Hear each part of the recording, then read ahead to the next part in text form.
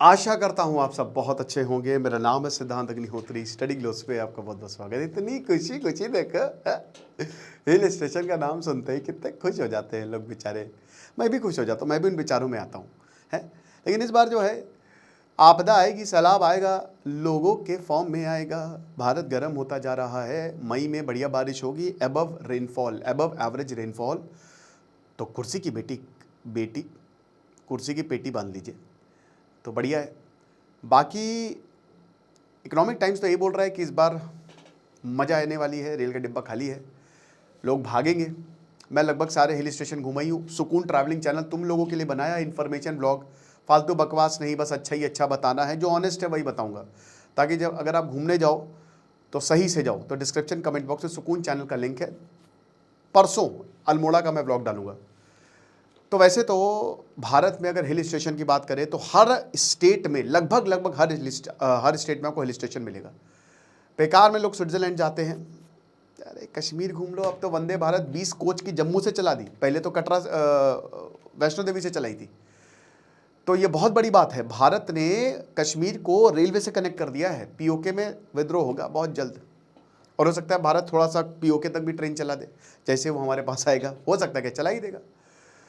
तो बात करेंगे दोस्तों कि किस तरीके से भारत में ये सैलाब, जन सैलाब आने वाला है हिल स्टेशन पे। चलिए, लेकिन उससे पहले बता दूं कि बहुत ही शानदार साइकोलॉजी ऑफ पावर, अगर आप पावर को कंट्रोल करना चाहते हैं, ताकतवर बनना चाहते हैं, तो ये कोर्स आपके लिए। साइकोलॉजिस्ट डॉक्टर मयूरिका दास आपको बताएंगी कि किस तरीके से एक्सट्रीम पावरफुल बनना है, अगर आपके पास कुछ भी नहीं है तो भी।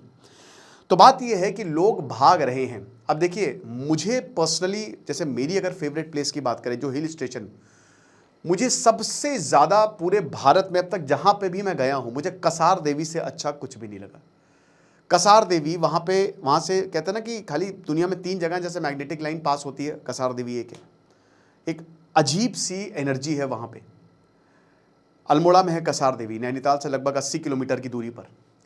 बट वैसा खूबसूरत दृश्य, इधर जब आप देखेंगे तो आपको हिमालयन रेंज दिखेगी, इधर सनसेट दिखेगा, और इतनी शांति, इतनी, पहले आप जाइए फिर आपको पता चलेगा। बट यार प्रॉब्लम ये होती है ना कि आजकल पहाड़ों पे इतना रश हो गया है।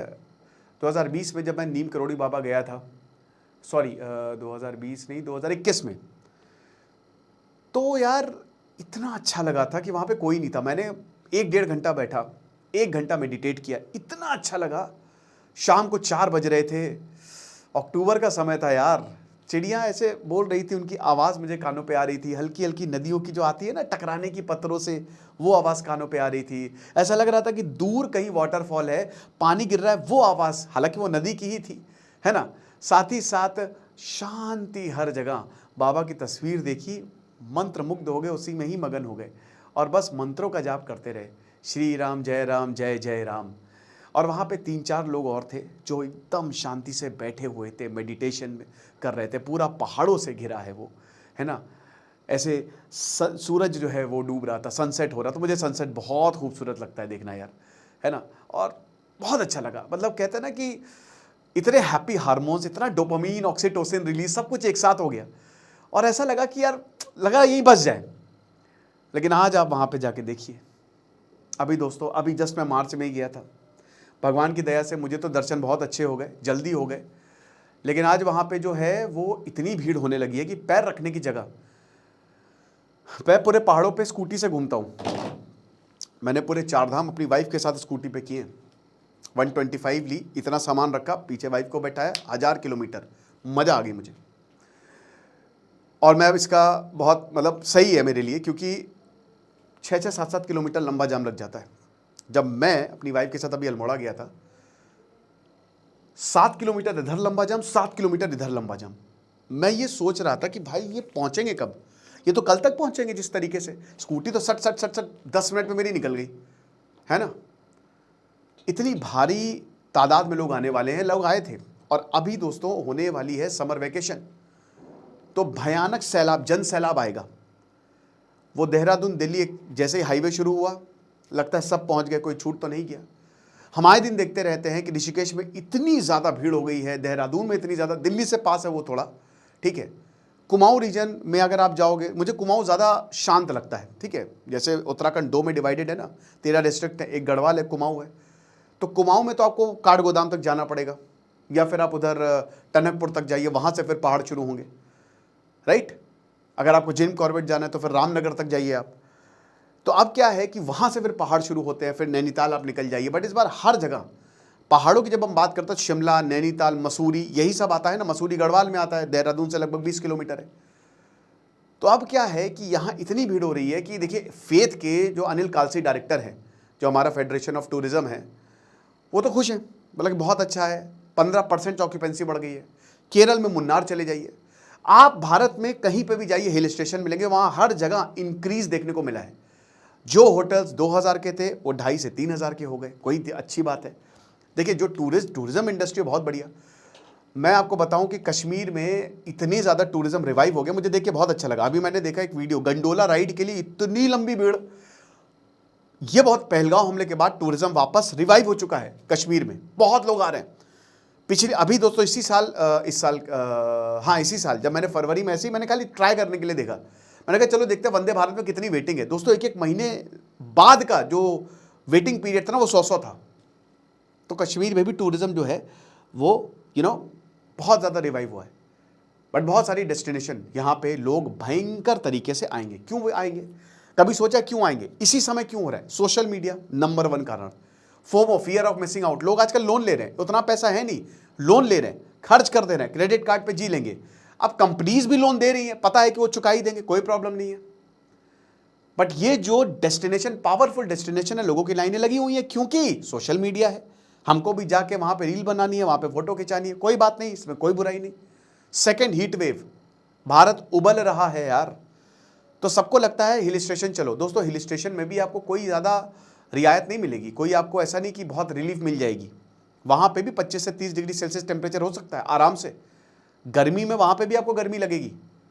मैं तो भाई, मुझे याद है कि पिछले साल जब अप्रैल में मैं गया था, नहीं मई में मैं गया था, तो मुझे तो हाफ टी शर्ट में भी गर्मी लग रही थी नैनीताल साइड पे। ये चीज़ है।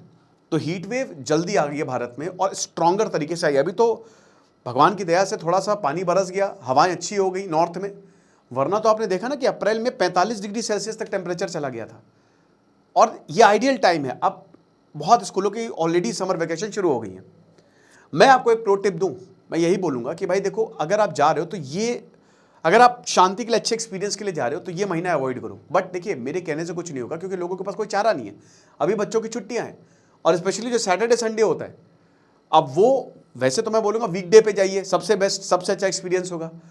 बट जो काम करते हैं वो कहाँ से वीकडे पे जाए? उनके लिए तो सैटरडे संडे ही उनको मिलता है। तो इसीलिए रश इतना ज़्यादा हो जाता है कि पैर रखने तक की जगह नहीं हो जाती। और फिर आप वीडियोस देखते हैं कि मसूरी बंद हो गया, नैनीताल बंद हो गया, बीच रास्ते से वापस लौटा रही है पुलिस। ये चीज़ है।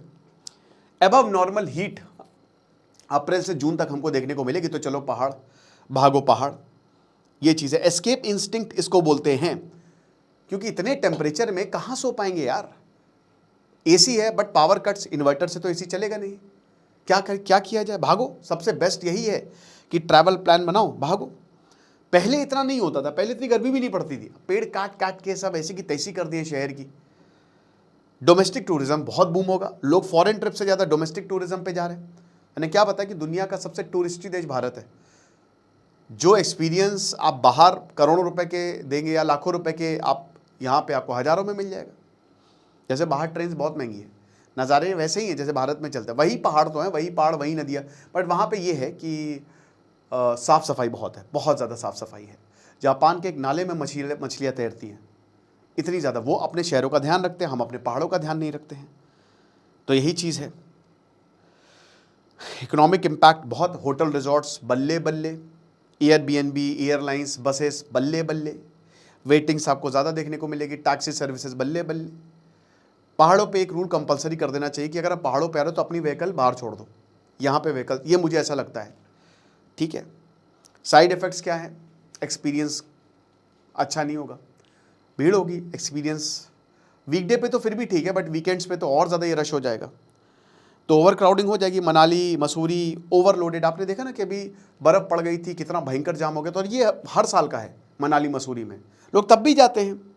वाटर, ट्रैफिक, वेस्ट वाला तो हिसाब किताब, देखिए लोगों को जिम्मेदार होना चाहिए, लोगों के अंदर सिविक सेंस होना चाहिए। मैं अभी एलोरा में गया था, एलोरा केव्स मैंने देखी, मैं तीसरी बार गया। वहाँ पे इतने गधे लोग हैं कि उन्होंने ना, मैंने उसका व्लॉग अपलोड किया सुकून पे, वो पॉन्ड एक तालाब टाइप का, वहाँ पे उन्होंने बॉटल फेंक रखी है। तो भाई एक सिंपल सा रूल हो ना कि जब भी आप जा रहे हैं, जैसे अभी आप मल्लिकार्जुन गए, जब मैं गया था तो अमरावती टाइगर रिजर्व पड़ता है वहाँ पे, और ऐसे ही मैसूर के बीच में भी जो मधुमलाई, ठीक है, वो जो टाइगर रिजर्व था, उन्होंने वो चेक करते हैं कि आपके पास कोई बॉटल तो नहीं है, कोई प्लास्टिक का सामान तो नहीं है, समझ रहे? तो क्या ये हमारे पहाड़ों पे नहीं हो सकता? आप कहीं पे भी जा रहे हैं, आप ये प्लास्टिक बॉटल आपके पास है तो आप ये वापस लेके आएंगे, अगर फेंकेंगे तो कूड़े में फेंकेंगे, नहीं तो कैमरे की नज़र में है, इतनी भयंकर कार्रवाई करेगी ना कि ऐसी की तैसी हो जाएगी। क्या हम ऐसा नहीं कर सकते?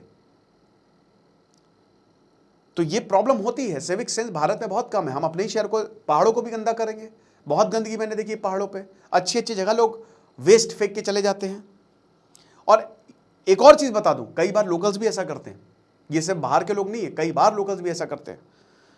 हिल स्टेशन भी गर्म हो रहे हैं, they are also getting warmer than usual, concern है। क्लाइमेट चेंज है बहुत बड़ा, कुछ कर नहीं सकते आप, लेकिन लोग जा रहे हैं और लोगों को जाना चाहिए। अच्छा है, एस्केपिज्म है, बढ़िया है, लोगों को घूमना चाहिए, घूमना तो सबको चाहिए, बट एक बार ज़रूर देख ले कि एक्सपीरियंस कैसा होगा। मैंने तो खाली इन्फॉर्मेशन के लिए लेक्चर बना दिया, अच्छा लगा मुझे आर्टिकल, तो मैंने कहा चलो आपको भी बता दूं, क्योंकि भाई अब सब बैक पैक करने वाले हैं, बहुत सारे परिवार वाले तो स्पेशली, कि बच्चों की छुट्टियां शुरू, गर्मी शुरू, सब कुछ एक साथ कोइंसाइड हो जाती है, एक साथ मिल जाती है कि हमारी भी छुट्टियां हैं, बच्चों की भी छुट्टियां नहीं है तो छुट्टियां डाल देंगे, आइडियल समय है, चलो चलते हैं घूमने। बट फिर भी थोड़ा सा रिसर्च करके जाए, जहाँ पे भी जाए, ऐसा ना हो कि आपका एक्सपीरियंस खराब हो जाए। अब बहुत लोग बोलेंगे यार सर आप ऐसे बोल रहे हो, कब जाएं फिर? मैं आपके लिए बोल रहा हूँ, सिर्फ आपके लिए, ठीक है? मुझे क्या है भाई, मैं तो घर पे ही हूँ। आपको इतना पैसा कहीं खर्च करके जा रहे हो तो एक्सपीरियंस भी अच्छा ना हो, मूड खराब हो जाए, फ्रस्ट्रेटेड होकर लौट आओ, तो इससे बेहतर है कि थोड़ा सा रुक जाओ और थोड़ा सा रिसर्च करके जाओ, तो ज़्यादा अच्छा होगा। खुश रहिए, पढ़ते रहिए। दिस इज सिद्धांत अग्निहोत्री, साइनिंग ऑफ।